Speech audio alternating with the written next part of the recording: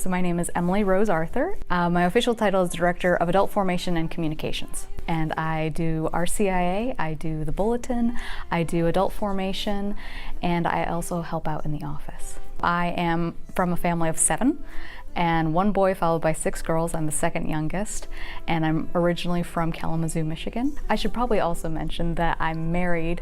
I have 2 beautiful children, Eddie who's 4 and Rosie who's 1, and they are the light of my life. And a husband who holds us all together. He is the glue.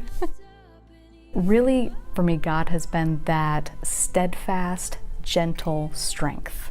I remember I was talking to my mom, and when I was 4 years old, she used to bring me to her prayer meetings.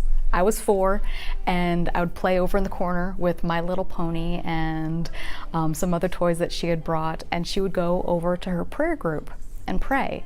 And so it was just always in the background that prayer was just this constant atmosphere in our life. But growing up, faith was always there. My parents were very, very open about answering our questions. There was never any question that we couldn't ask. And they were always pushing us to answer those questions for ourselves. I tried a youth group in middle school. It wasn't for me because I had a lot of questions and they didn't really know how to answer it. But in high school, I started getting really into Catholic apologetics. I know, who gets into Catholic apologetics in high school? So my mom took me to this conference. There's a great set of books called Catholic Apologetics. It's like an 8-book series, and it just really helped me dive into my faith about why we believe what we believe. And then I went on a couple retreats in high school. Just my mom said, try it out. And I ended up loving it.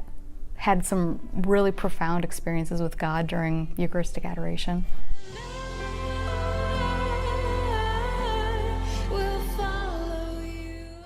All this time it's been kind of, God was there in my life, you know, calling me deeper. But at first it wasn't that I wanted to do this with my career. When I thought career, I love Shakespeare, I love English literature, I love culture, I love art, I love music. And so I thought I wanted to teach Shakespeare, English lit, as a career. But then it was in wanting to know more about my faith that made me think maybe I should take a class about my faith. And so I looked around for Catholic colleges. But it was in taking those classes on Catholicism that made me realize there's nothing better to teach.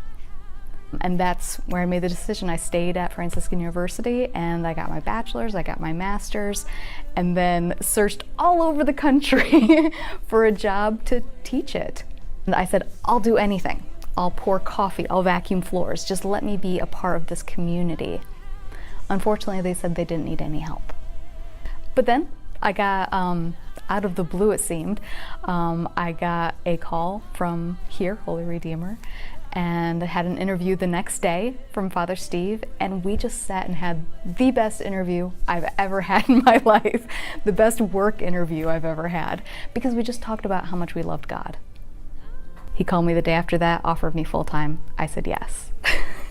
I actually stay because of the little miracles that I see.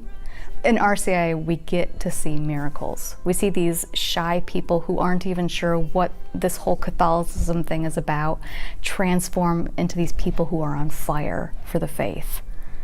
That's what I love, that transformation. I wish everyone could have that transformation. If they're born into this Catholic faith or if they come into it, just have that moment where they make it their own, where they make this faith their own. That's what I get to see, and that's why I stay. Why? Where else could you see someone's heart change like that in a short year? You just see people completely turn around. I guess I hope that people just get to know God, give God the chance to come into their heart and show how much He really loves them. He loves people so much. He loves you so much. You can't even fathom it.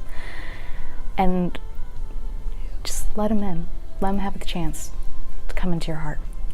He'll amaze you.